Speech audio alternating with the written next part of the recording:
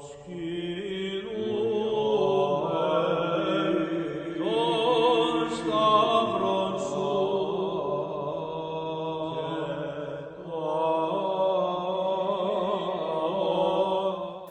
you for listening to The History of the Papacy, and I'm your host, Steve. If you have any questions, comments, or feedback, you can always send me an email to my email address, steve@a2zhistorypage.com.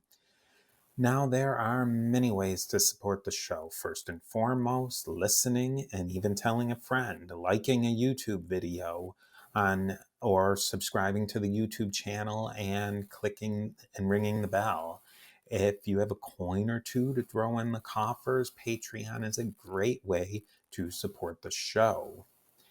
Now, before we get too far, let us commemorate the Patreon patrons on the History of the Papacy diptychs. We have Roberto, Joran, William, Brian, Jeffrey, and Christina at the Alexandria level, and Dapo and Paul the Magnificent, both of them are magnificent, at the Constantinople level.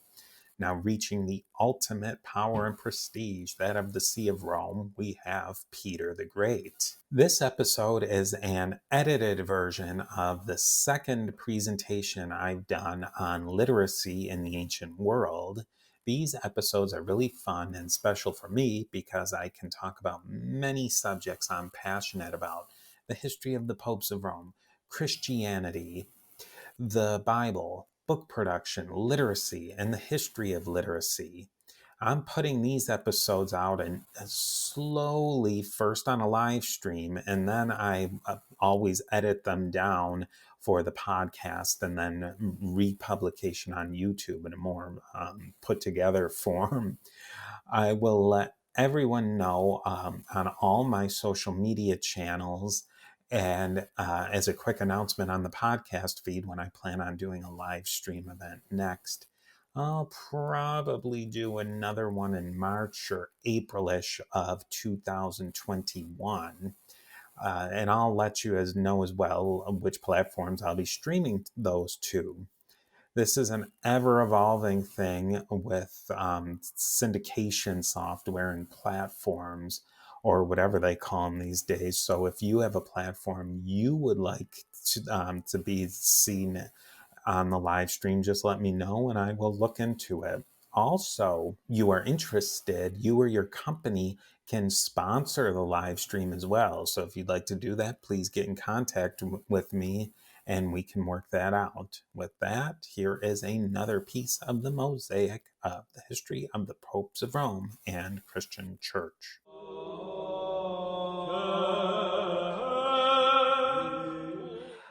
We are going to talk about something called ancient literacy, which is really an all-encompassing thing, and it's a huge topic, but it's really going to help us narrow in on more about the history of the papacy, the history of the early church, and how we can get through that. Now, first, we're going to focus in right up to the times with the Greeks, especially on the purpose of literacy and literacy education. And I've decided purposefully I'm going to focus in on biblical Jewish, early Christian, Roman, and then medieval literacy and other and later episodes, because it really is a complicated and a really big topic. And I don't want to bite off more than I can chew in this small section of time. A big part of my sources is a book called Ancient Literacy by William Harris, which came out about 20 years ago. And there's some other articles that I used, but his book was really one of the big books that was available that really delved into the idea of literacy and how people learned to read and how people used what they read and wrote. Now, there's a spectrum of literacy. You go from illiterate to literate, lettered, unlettered. Unlettered and lettered is kind of a derogatory term used today for somebody who can't read, and it was even used all the way back by the Greeks. The ancient Greeks actually had a saying. It's Plato was quoted to have said that this was a common saying that he doesn't understand letters and he doesn't know how to swim. So I guess that somebody like Plato in an ancient Greek would have thought that those were two very important skills to have mastered. Now, let's look at some different things here. Harris uses two different types of literacy that were common in the ancient world: craftsman literacy and scribal literacy. Scribal literacy is kind of what you would imagine professional scribes who maintain records, copied books. If you think of the scribes of ancient Egypt, Mesopotamia, or even the clerks or clerics of the Middle Ages who sat at their desks, they wrote, uh, they copied a lot of things, and it was a professional trade of being a scribe. You went through a apprenticeship and you learned how to do this job, and you had a very specific job. Now, craftsman literacy, that was where skilled craft workers who had at least some minimum literacy skills in order to engage in their commercial business. So maybe you're a wheelwright and you have to know some basics of literacy in order to operate your business.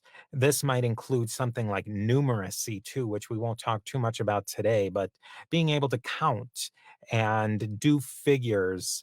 You needed those sort of skills to be able to be a successful craftsman.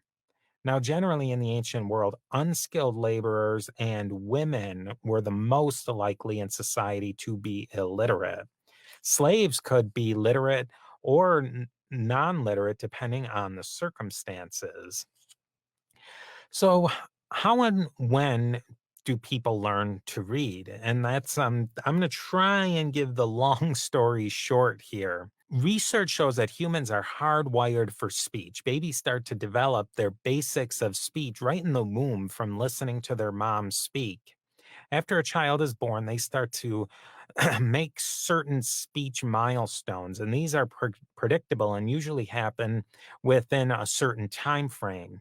Some children hit their speech milestones earlier than later, but there's a range, and doctors know what's inside of that range and specialists.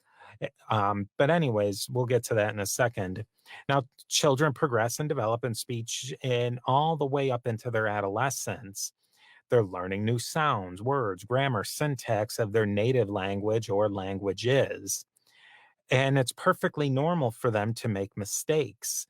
The cute things kids say are often a part of that process. They're maybe making sounds or using words incorrectly. They're not applying the irregular parts of a language correctly. An example of that might be when a kid says "butter" or "dat" instead of "that," and the mispronunciation of brother and that, and oftentimes incorrect conjugations of verbs or usage of verbs. It's the child fine tuning their use of our sound system or their sound system and the grammatical system of the language. Second language learners often go through this process as well, and it's common to every language. There's another thing that's really important to developing literacy, and that's visual development and gross and fine motor skills.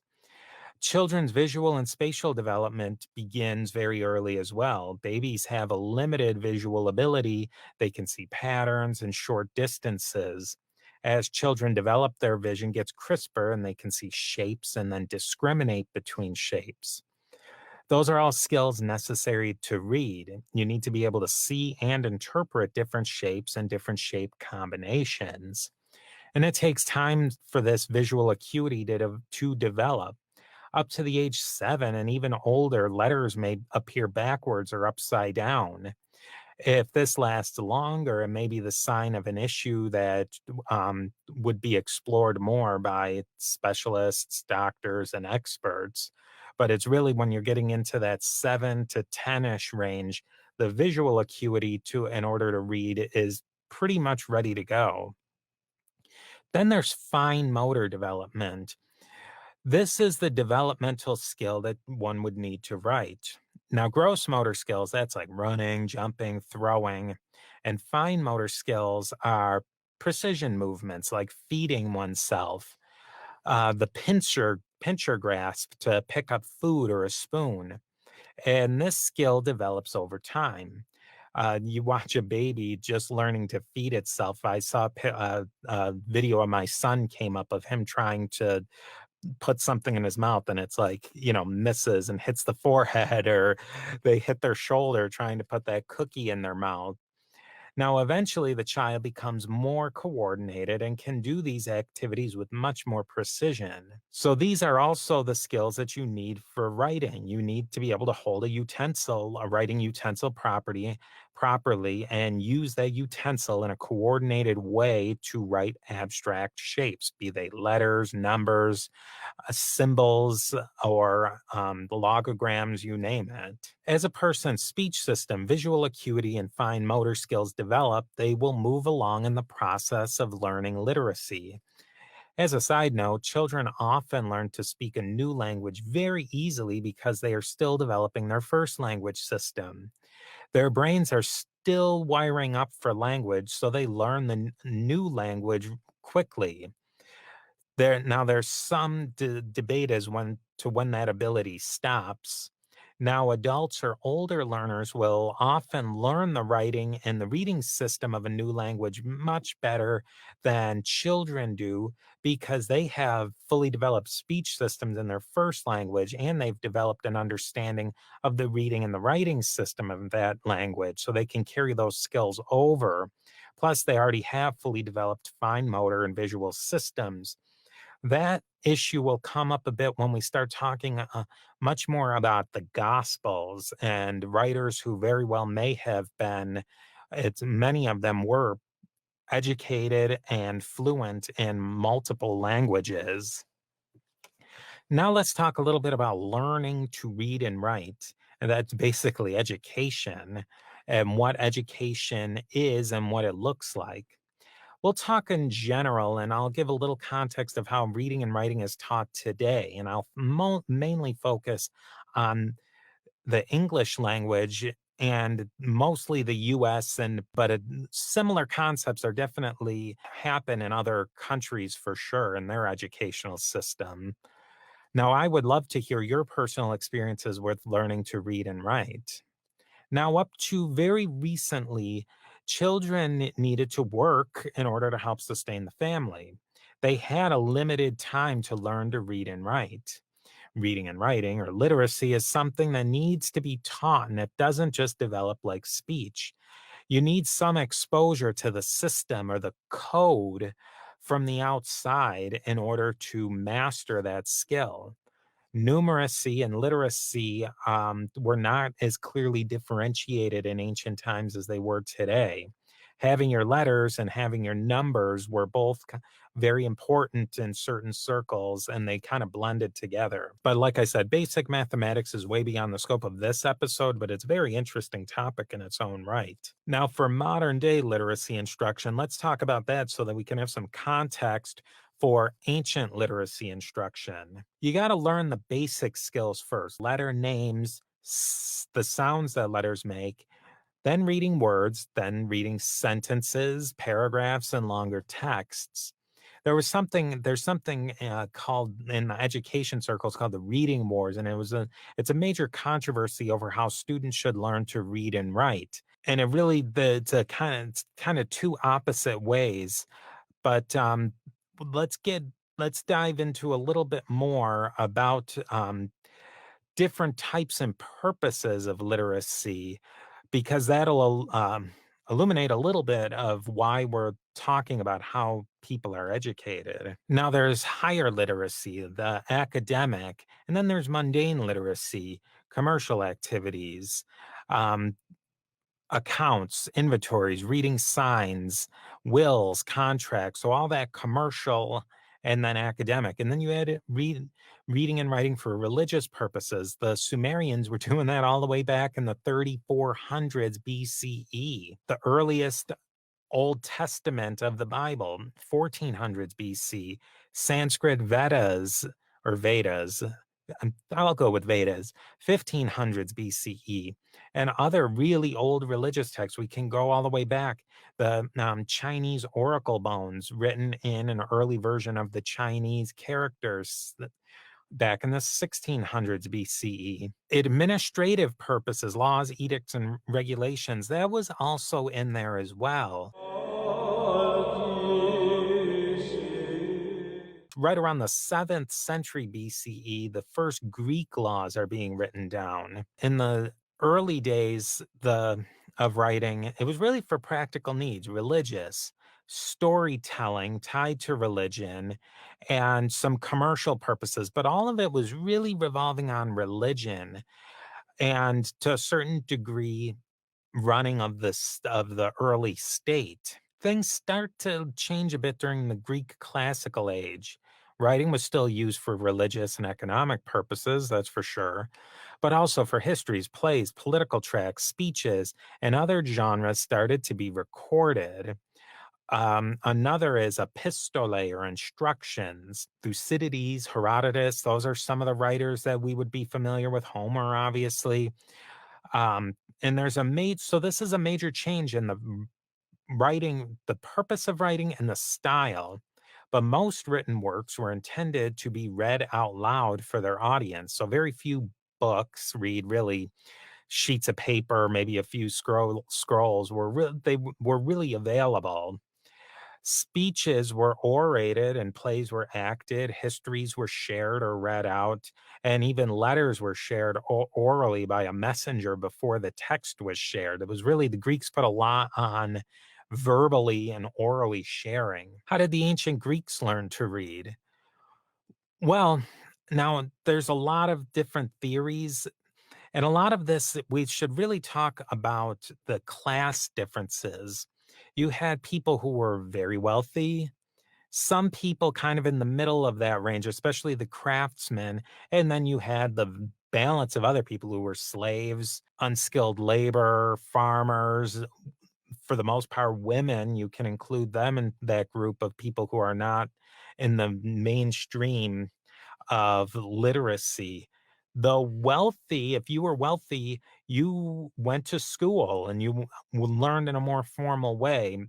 Now, my theory is that a lot more literacy than maybe the scholars are giving credit for was taught at the home.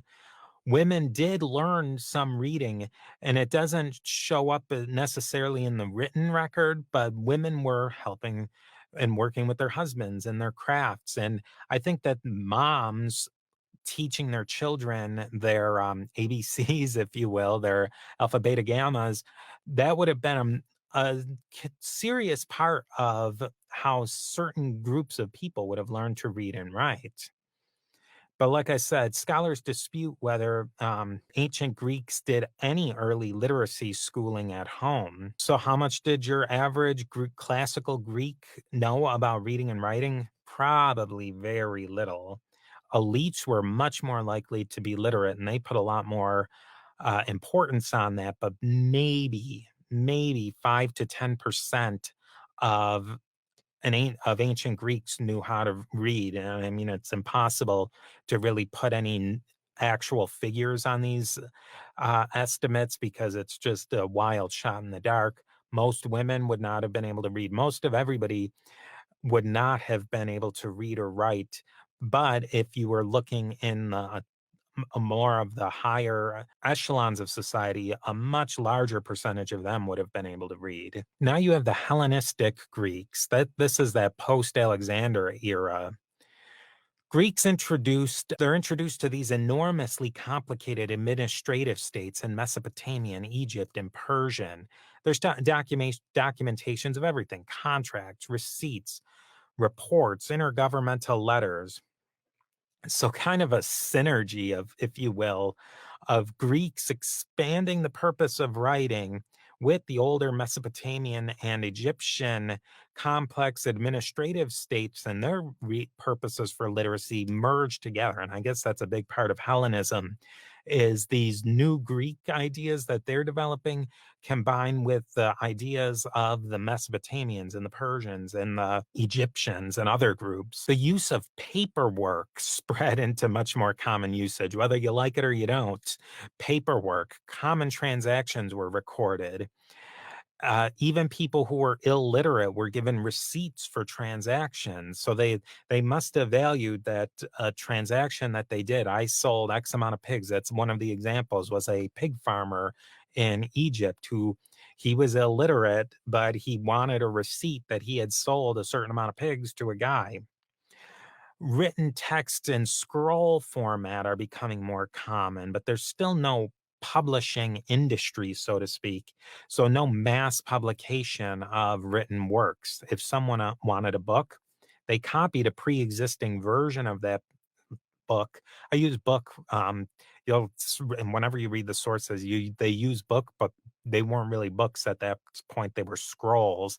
But I'm really using that term as a text. And those people who could afford to get a copy, beg, borrow, or steal a copy of an existing text, and then have it laboriously written on how we know that a lot of those writing materials were highly expensive. You're really talking about sponsored scholars, kings, and wealthy individuals. Those are the people who have that access. Some larger libraries developed, the Library of Alexandria, the Library in Pergamum. I call these larger because, in the grand scheme of things, they didn't carry that much information. It was a ton for the day, but the scroll format and the way that these scrolls had to be stored just didn't allow for that much information density. So they definitely had a lot of information in them and a lot of texts, but really not as much as what we might think from the popular imagination. An emphasis was on the ideal of universal education. Education's expensive, teachers need to be hired, or slaves used. They were called pedagogos. And either way, if you were having a hired teacher or you had a slave who was highly educated, that's completely out of the grasp of a subsistence farmer or an unskilled laborer. You needed building space, which is expensive. You need texts, expensive materials, deferment of other activities, children working in the family fields or in the family shop doing their trade. They were deferring learning a skilled trade. More so, families had to pay for some way for the actual attendance of the school. So they had to pay a tuition. Education in some places was subsidized by wealthy benefactors in some of the big cities and not generally supported by government funds. And this is common for other institutions, citywide institutions as well. Many children were able to attend, but it's not universal education by any means. And it definitely wasn't universal for Copts, the Aramaic speakers, the Persians, the Carians, other speakers who were native to the lands that the Greeks had conquered and controlled, the Seleucids, the Ptolemies, and etc. Girls were educated more than they ever were during this Hellenistic period than they were in ancient Greece, but still not very well represented. And the poor were not well represented in education at all either. So, a big theme, literacy was spreading and it was respected. Literacy was something attainable to the middle class, not just for the highest echelons of society anymore. Being educated and literate was a sign of success, a social marker. And the iconography of the day shows this. People had paintings done of them holding writing tools and books. As the Romans took over Hellenized areas, money started to dwindle for this Greek style of school, at least for the masses or the relative masses. So, this is a good time. How did the ancient and Hellenistic Greeks learn to read and write? The alphabet is fairly easy to learn, and it doesn't matter if it's the Greek alphabet, the Latin alphabet that we use, the alphabet used by invented by the Phoenicians. It's 26 to maybe 30-ish characters, And you're learning the names of them, and that's where the songs come in, the A, B, C, D, E, F, G song, and there's versions of that song that go all the way back to the Greeks and I believe the Phoenicians. Next thing you gotta do is you have to learn the sound and the letter correspondence, so you have to learn that that symbol for B makes the sound "ba." And Socrates actually describes the process as it was used by the ancient Greeks. Well, first they learn the names of the letters and the sounds the letters make, and then they would learn uh, those sounds, and they put a consonant with the vowel sounds. So he even uses that example. S and O gets you S and an O gets O, so, and you've got the first part of Socrates. You put another consonant in there and you build from there. It's almost like what we would do in English. K, at, consonant, vowel, consonant, really common pattern in English. Come together, you get cat. So once you've got there, you build one syllable onto two and more syllables, and you get that, you start to build up that word, Socrates, three syllables.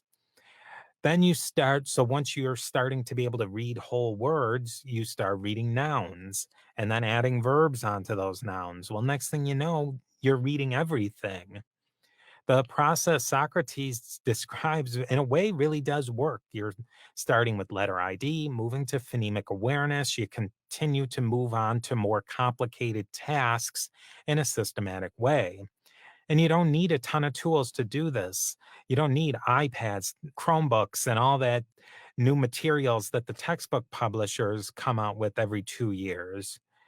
It's good for parents and kids, not so much for those textbook publishers, but it's a very systematic way to move from very basic to more complex. And reading practice was mostly reading out loud, and reading to oneself was not actually common until much, much later. It really didn't come into vogue until the Renaissance and mass availability of people to get their hands on personal texts where people would go and sit at home mostly. I mean, I won't jump too far ahead here, but if you, even if you were able to read, you probably didn't have a Bible in your home where you've interacted with that text. Was it being read to you by somebody who knew how to read, a priest, and you were hearing it?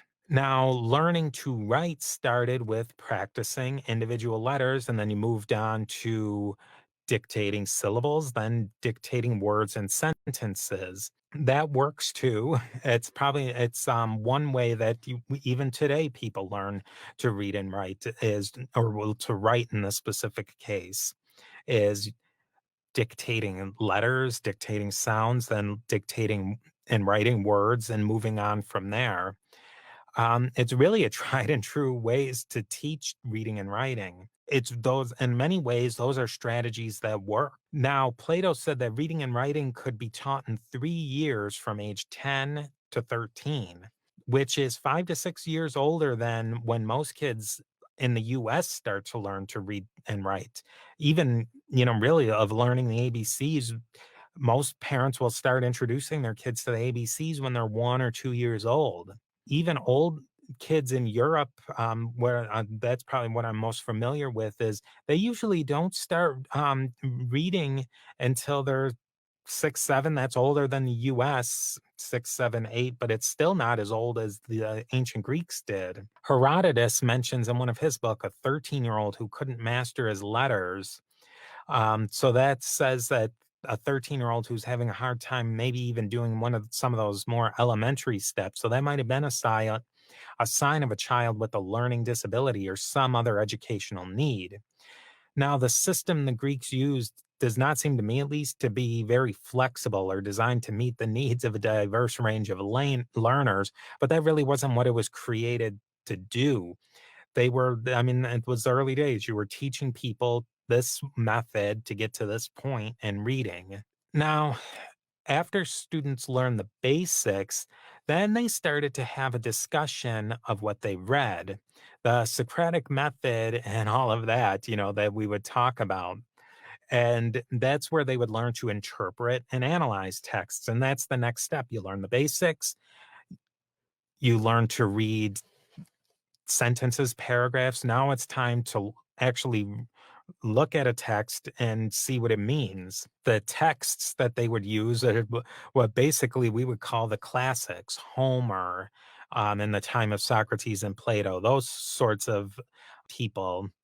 And really, by the time these students were 13, 14 years old, they were mature enough and had enough background knowledge to really start diving into complicated texts. When you look at the way the Greeks taught literacy, you can see why no real primer books or children's literature have been found or at least survived.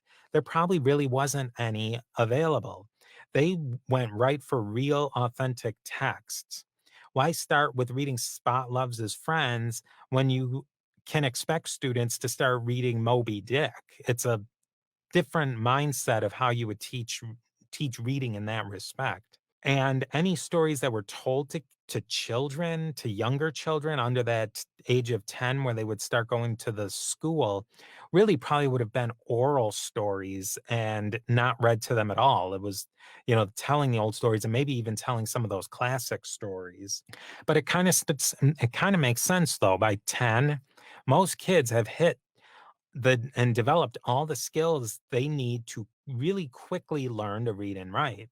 In the earlier ages, they can learn skills that are more developmentally appropriate, but they're not going to be able to move past where they are developmentally. The Greeks highly valued literacy, but they also highly valued athletics, musical ability, and many other abilities to make somebody a well-rounded person. Now, I wanted to start with the Greeks because they are going to be important for literacy of the Bible, f all the way back into Second Temple Judaism, and some of the gospel writers were clearly educated in the Greek tradition, Matthew, Luke, John, Paul, where Mark was not as strong in Greek. He may have been a second language learner, or maybe he knew Greek and could write it, but he just wasn't well schooled in it. I mean, there's a lot of questions there that we can hopefully dig into. Then we'll move on to Roman and the Jewish idea on literacy, and we will have more on book culture and upcoming live stream events and episodes. And if you like these live streams and the topics, please let me know. I personally really love this topic, or I guess I wouldn't be talking about it. And definitely like the video, subscribe to my History of the Papacy podcast YouTube channel, and hit the bell so that you get updates, especially when the History of the Papacy in 10 minutes episodes start coming out this fall or spring if you're one of our Southern Hemisphere friends. And then look up the History of the Papacy on Patreon if you'd like to find ways to support the show even more.